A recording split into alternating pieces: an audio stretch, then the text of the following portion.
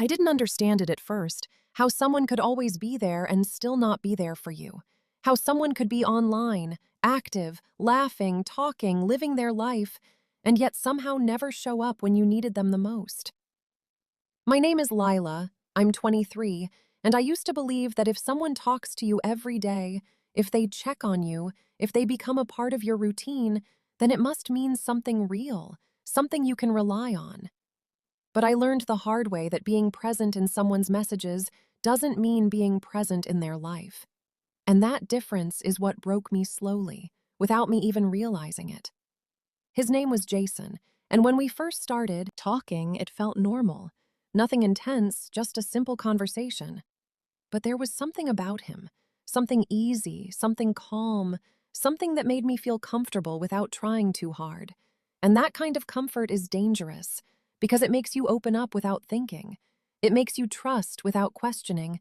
And before I even realized it, he became a part of my daily life. We started texting every day about small things, random things, sometimes deeper things. And slowly, without noticing, I started expecting him. I started waiting for his messages, checking my phone more often than I should have, not because I was obsessed, but because he became a habit, something that just felt normal. He would reply quickly most of the time. He would laugh, joke, ask about my day, and all of that made me believe that he cared, that I mattered to him. And I held on to that belief tightly without asking questions because it felt good. And sometimes when something feels good, you stop looking for the truth. You just accept it. But there were moments, small but important ones, that didn't feel right. Times when I needed him, not just to talk, but to actually be there, emotionally, and he wasn't. Times when I would share something serious, something that mattered to me, and his reply would be late, short, or sometimes not come at all. And I would see him online, active, replying to others, posting, living his life, just not replying to me. And that feeling, that quiet confusion, that small hurt started to grow inside me because I couldn't understand how someone could have time for everything except you. But instead of accepting that, I made excuses. I told myself he was busy. I told myself not to overthink because I didn't want to lose him.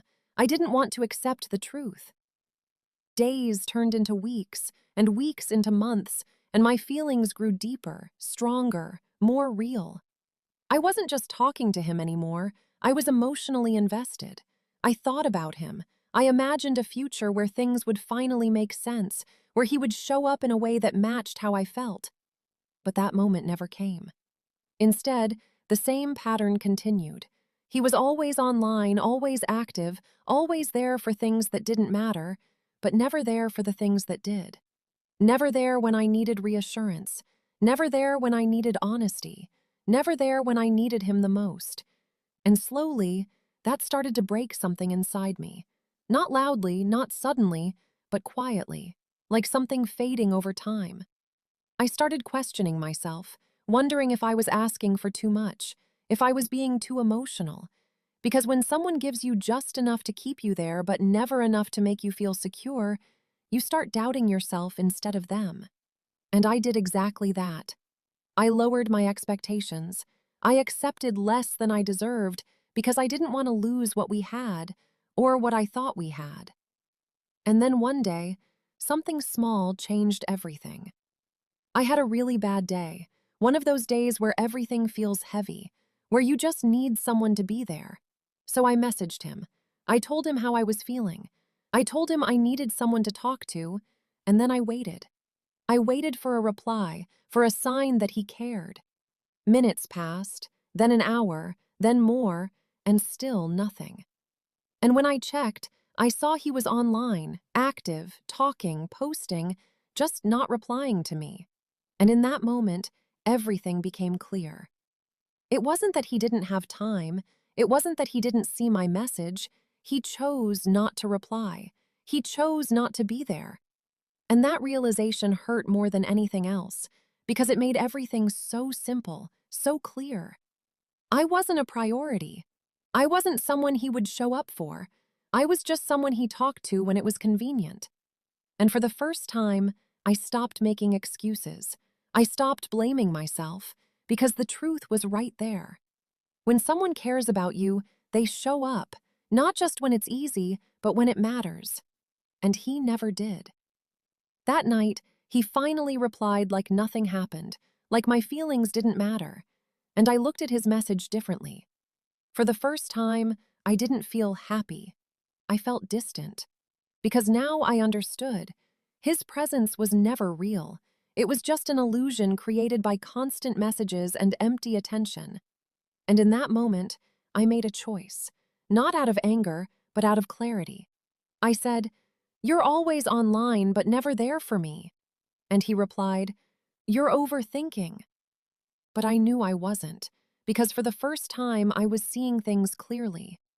And I realized something important. Love is not about how often someone talks to you, it's about how they show up for you, how they treat you when it actually matters. And if someone is always there in your notifications, but never there in your life, then they were never really there at all. And walking away from that doesn't mean you're losing something. It means you're finally choosing something real, something honest, something that doesn't make you question your worth. And if you're listening to this, if you've ever felt like someone is always there but never really there for you, remember this. You deserve someone who shows up, not just in messages, but in moments that truly matter. Thank you for listening. And if this story felt real to you, don't forget to like, share, and subscribe, because sometimes the hardest truths are the ones that set us free.